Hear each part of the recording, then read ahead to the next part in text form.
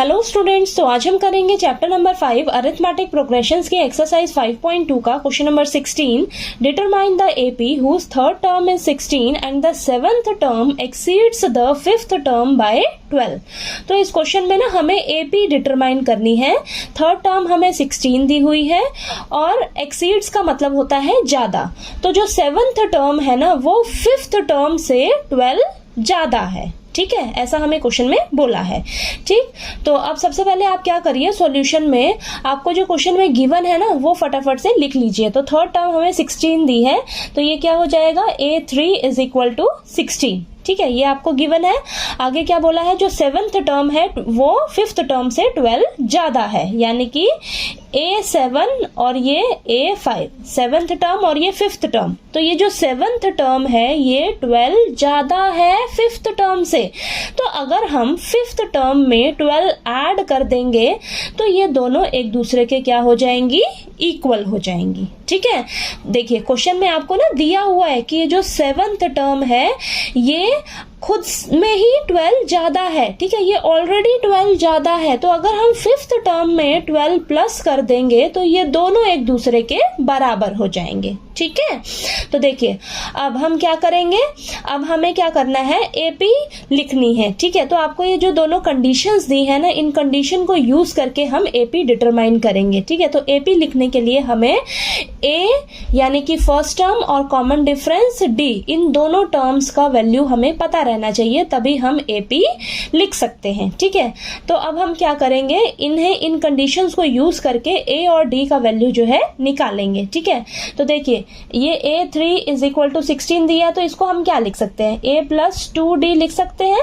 तो ये हो जाएगा A plus 2D is equal to 16। तो इसे मान लीजिए आप फर्स्ट इक्वेशन। ठीक है, अब ये सेकेंड कंडीशन हमें दे रखी है, तो A7 को हम क्या लिख सकते हैं, A प्लस 6D लिख सकते हैं इज इक्वल टू A5 को क्या लिख सकते हैं, A प्लस 4D, और ये प्लस 12 एज इट इज। ठीक है, तो देखिए यहाँ पर A से A कैंसिल हो जाएगा, 6D प्लस का 4D है, इधर आकर माइनस का 4D हो जाएगा, और 12 यहाँ पर ऐसे ही रहेगा। ठीक है, और यहाँ पर ये 2D बचेगा और ये इज इक्वल टू 12। तो यहाँ पर 2 जो है मल्टीप्लाई में है D के साथ, इस साइड आकर डिवाइड में हो जाएगा 12 के नीचे। ठीक है, 2 और 12 आपस में कैंसिल होंगे तो 6 आएगा, तो यानी कि हमारे पास D की वैल्यू क्या निकल कर आ जाएगी, 6। ठीक है, D की वैल्यू तो आ गई, अभी भी आपको क्या चाहिए, A की वैल्यू चाहिए। तो हम क्या करेंगे, D की वैल्यू को फर्स्ट इक्वेशन में रखकर A की वैल्यू निकाल लेंगे। ठीक है, तो यहाँ पर लिखिए आप, put the value of D is equal to 6 in equation first. ठीक है, तो फर्स्ट इक्वेशन क्या है हमारे पास, A plus 2D is equal to 16।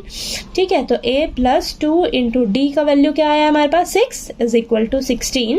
यहाँ पर A plus 12 is equal to 16। अब प्लस का 12 है ना, इस साइड जाकर माइनस का 12 हो जाएगा, तो 16 माइनस 12, यानी कि आपके पास A की वैल्यू क्या निकल कर आ गई, 4 आ गई। ठीक है, अब A की वैल्यू भी आ गई, D की वैल्यू भी आ गई। ठीक है, तो आपको A और D का वैल्यू पता लग गया, तो अब हम क्या कर सकते हैं, AP लिख सकते हैं ना। तो देखिए आपके पास क्या हो जाएगी, फर्स्ट टर्म A1 यानी कि A क्या हो जाएगा आपके पास, 4। ठीक है, अब A2 क्या हो जाएगा आपके पास, A प्लस D।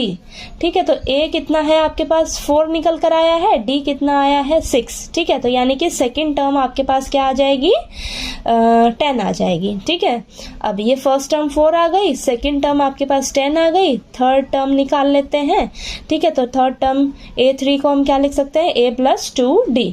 तो A क्या है आपके पास, 4 प्लस 2 इंटू D कितना है, 6। ठीक है, तो ये 4 प्लस 12, तो ये आ जाएगा आपके पास 16। ठीक है, फोर्थ टर्म भी निकाल लेते हैं, तो ये लिखेंगे हम A प्लस 3D, तो 4 प्लस 3 इंटू 6, तो ये हो जाएगा 4 प्लस 18 यानी कि 22।